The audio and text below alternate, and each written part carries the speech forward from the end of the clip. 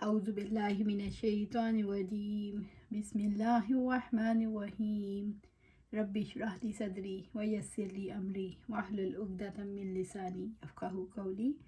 ہم دیکھ رہے تھے آپ کی مانوں اللہ کی نہ مانوں، تو ہم نے کیا کرنا ہے؟ اپنی نہیں ماننی، کسی کی نہیں ماننی، صرف اللہ سبحانہ تعالیٰ کی ماننی ہے۔ تو ہم دیکھتے ہیں اللہ سبحانہ تعالیٰ ہم سے کیا کہہ رہے ہیں، وما قدر اللہ حق قدرہ، ان لوگوں نے اللہ تعالیٰ کی قدر ہی نہ کی جیسا کہ اس کی قدر کرنے کا حق ہے۔ انہوں نے عقیدہ توحید کو سمجھا ہی نہیں، وہ توحید پرست نہیں ہیں۔ جو اپنی ذات کو اللہ تعالیٰ کے آگے رکھتا ہے وہ توحید پرست کیسے ہو سکتا ہے؟ اللہ تعالیٰ کی عظمت کا اسے شعور ہی نہیں ملا، تو اللہ تعالیٰ فرماتے ہیں یہ دیکھو کہ اس کی قدر کا حق کیسے ادا ہو سکتا ہے، اللہ تعالیٰ کی قدر کیسے کی جا سکتی ہے اللہ تعالیٰ کی ذات کی بڑائی کو پا کر۔ ایک بات ہے کہنا یا پڑھنا اور ایک بات ہے پا لینا۔ پڑھنا بھی آسان ہے، کہنا بھی آسان ہے، پا لینا بہت مشکل ہے، کیونکہ اس کے لیے محنت درکار ہے، لمحے لمحے کی کوشش کہ ہر انسان ہر معاملے میں اللہ تعالیٰ کی عظمت، اللہ تعالیٰ کی بڑائی کو پالے۔ اس کی کائنات پر غور و فکر کے بعد اور اللہ تعالیٰ نے طریقہ کار بھی بتا دیا کہ اس کی عظمت تم کیسے محسوس کر سکتے ہو۔ وہ کون ہے جس کے پاس پلٹنا ہے، لوٹ کے جانا ہے۔ اللہ تعالیٰ فرماتے ہیں وَالْأَرْضُ جَمِيعًا قَبْضَتُهُ يَوْمَ الْقِيَامَةِ وَالسَّمَاوَاتُ مطویات بیمینہ۔ اس کی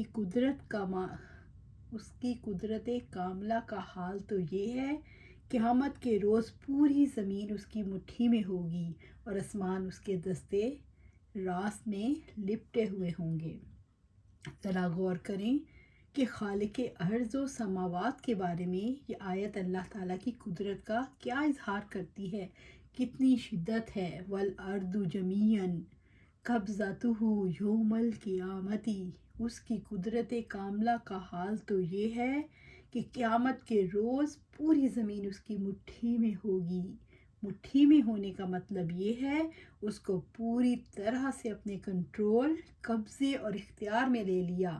اگر ہم اپنے آپ کو دیکھیں کہ ایک فٹ بال کو مٹھی میں لے سکتے ہیں، بہت مشکل ہے، وہ کنٹرول میں نہیں آئے گا کیونکہ وہ ہماری مٹھی سے بڑا ہے۔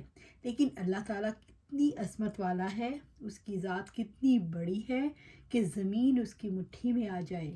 یہ اللہ تعالیٰ نے اپنے عظیم ہونے کی مثال دی ہے کہ زمین اس کے کنٹرول میں ہوگی۔ وَالسَّمَاوَاتُ مطویات بیمینہ، اور آسمان اس کی دستے راست میں لپٹے ہوئے ہوں گے۔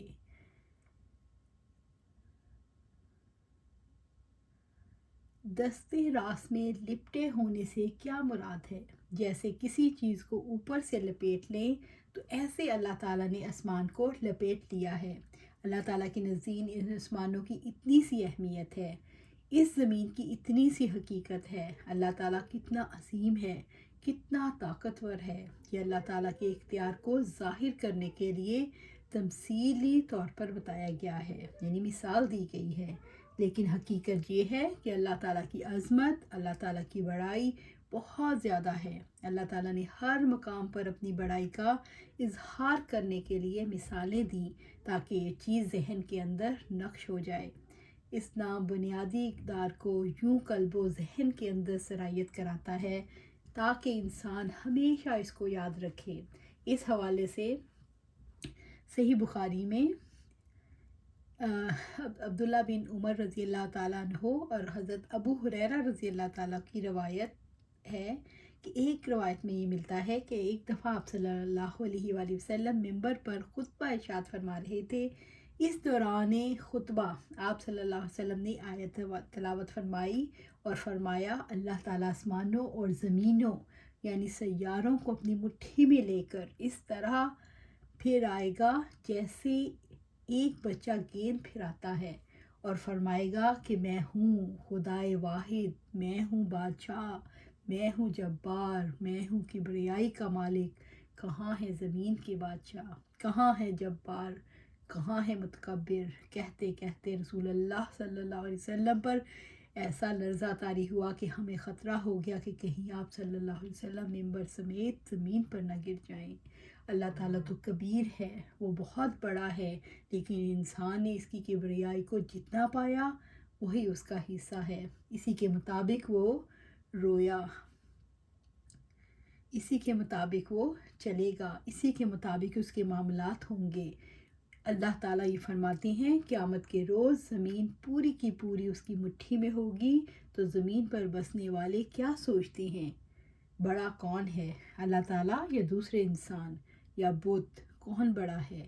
زمین جس کے ہاتھ میں ایک گیند کی طرح ہو، سارے سیارے گیند کی طرح ہوں، اور جیسے ایک ہاتھ سے دوسرے ہاتھ میں کسی چیز کو پھیرایا جا سکتا ہے، جیسے انسان گیند کو پھیراتا ہے اور وہ پوری طرح سے انسان کے اختیار میں ہوتا ہے، اسی طرح سے قیامت کے دن اللہ تعالیٰ کا اختیار لوگ آنکھوں سے دیکھ لیں گے۔ آج تو پردہ غیب میں چھپا ہوا ہے، لیکن اس کائنات کے اندر ایک قانون چل رہا ہے۔ اس قانون کی وجہ سے ہم محسوس کرتے ہیں کہ اللہ تعالیٰ کی قدرت اور عظمت ہے، کہ کوئی چیز اللہ تعالیٰ کے سامنے تم نہیں مار سکتی۔ اللہ تعالیٰ فرماتے ہیں سبحانہ و تعالی ما یشرکون، پاک اور بالا تر ہے اس شرک سے جو یہ لوگ کرتے ہیں۔ کون سا شرک؟ اللہ تعالیٰ کو چھوڑ کر دوسروں کو مانتے ہیں، اللہ تعالیٰ کو چھوڑ کر دوسروں سے امیدیں باندھتے ہیں۔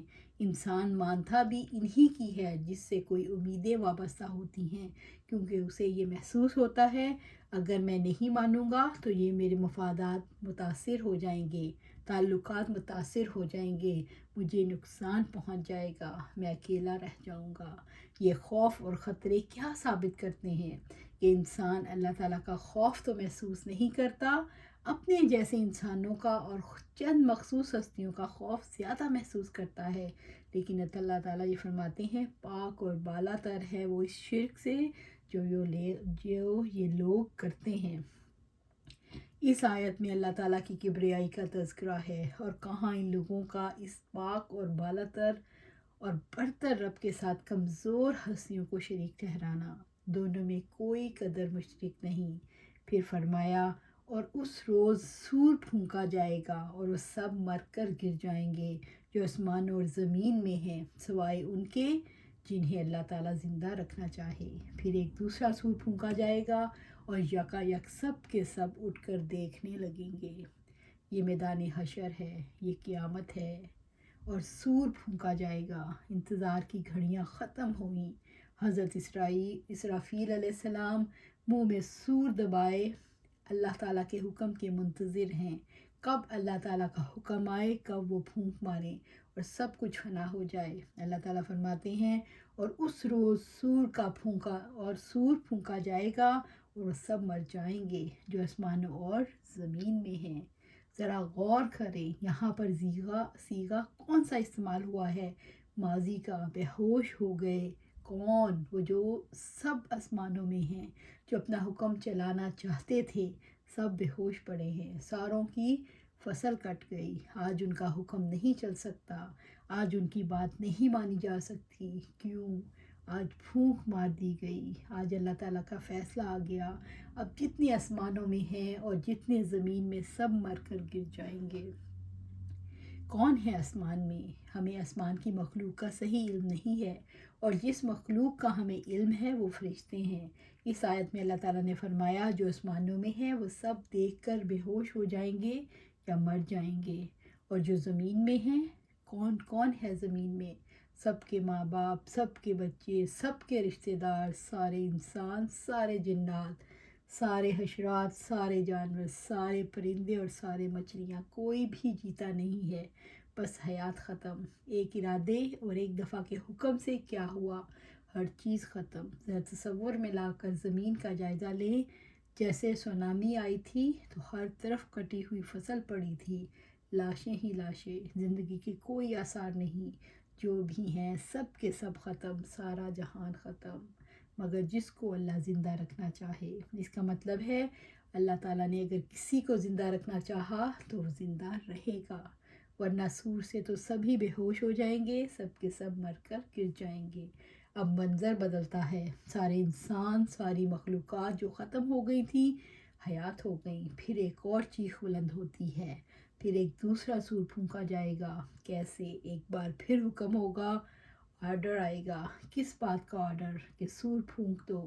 اور پھر اس کا نتیجہ کیا نکلے گا؟ یکا سب کے سب اٹھ کر دیکھنے لگیں گے۔ کون کون ہیں؟ سارے ہی انسان، ساری مخلوقات، سب اٹھ کر دیکھنے لگیں گے۔ کس نے مارا تھا؟ کس نے جلایا تھا؟ بولو، اختیار کس کا ہے؟ کون بڑا ہے؟ وہ سب جو مر گئے تھے وہ بڑے تھے، یا جنہیں اللہ تعالیٰ نے جلا اٹھایا وہ بڑے ہیں؟ یک سب کے سب اٹھ کر دیکھنے لگیں گے۔ یہ قیام ہے، لیکن کس کے سامنے؟ دیکھیں گے یہ قیام کس کے سامنے ہے۔ ابھی سے ہم اس کی تیاری کر لیں، ابھی سے تیاری کر لیں۔ اب تیاری کریں گے تو اس وقت آسانیاں ہوں گی۔ اگر اب ہم غفلت میں پڑے رہے تو بہت مشکل ہوگی، مشکل گھڑی ہے وہ۔ اللہ ہمیں سمجھ ابھی دے دے، ابھی ہمیں غفلت سے جگا دے۔